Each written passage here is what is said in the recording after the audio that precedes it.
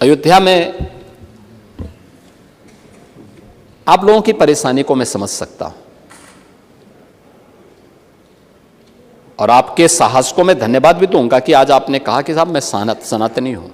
Samajwadi party से सनातनी होना एक समाजवादी से नहीं, इसलिए मतलब है क्योंकि आप समाजवादी तो पहले तो राम को के अस्तित्व को ही नकार गए थे।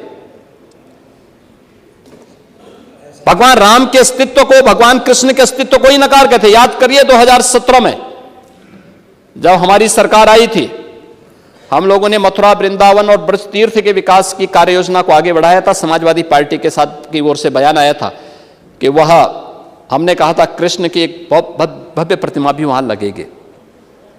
तो आपके यहां से आया था कि आप लोग भी दुर्योधन का बहुत बड़ा वो लगाएंगे। तो हमने कहा दुर्योधन का ही आप लगाने की आपकी सोच है, दुर्योधन के तो हम क्या कर सकते हैं। लेकिन भगवान राम और भगवान कृष्ण के प्रति आस्था न होना ये डॉक्टर लोहिया को भी झुठलाने जैसा है। याद करिए डॉक्टर लोहिया ने भगवान राम, भगवान कृष्ण और भगवान शिव के बारे में किन विचारों को उद्धृत किया था। और मुझे लगता है कि यही दिखाता है कि आप लोग न सनातन धर्म के प्रति सम्मान का भाव व्यक्त कर पा रहे हैं और न सच्चे समाजवादी के रूप में ही अपने कर्तव्यों का निर्वहन कर पा रहे हैं।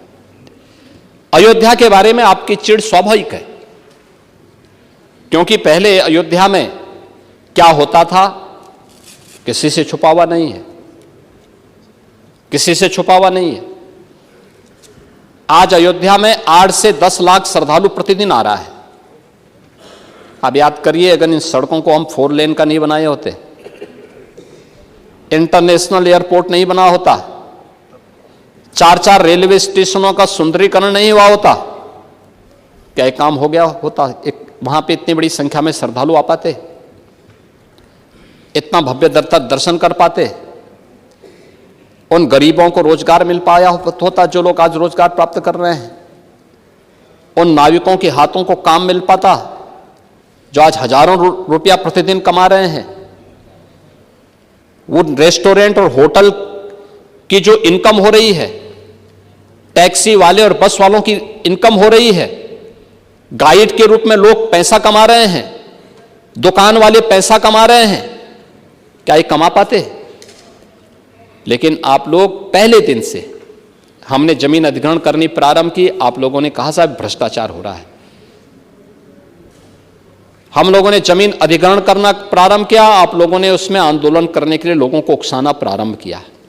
मैं अभिनंदन करूंगा अयोध्या वासियों को जिन्होंने सरकार पर विश्वास किया, आप लोगों पर विश्वास नहीं किया। और अयोध्या के अंदर 1700 करोड़ रुपए से अधिक केवल हमने कंपनसेशन पे खर्च किया। और आपने माझा, जो आपने वहां की जमारा की बात की, तो वह 14 गांवों के संबंध में है।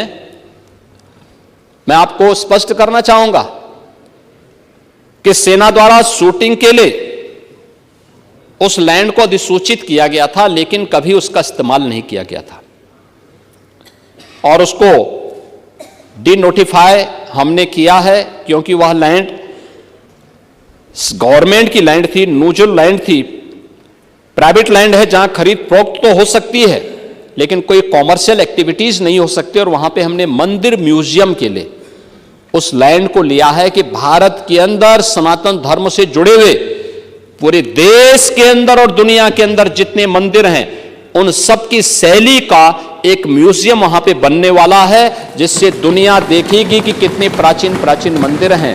और अयोध्या में कोई आएगा तो अयोध्या में राम जन्मभूमि के साथ साथ उसको कुछ अन्य स्थल भी देखने को मिलेंगे।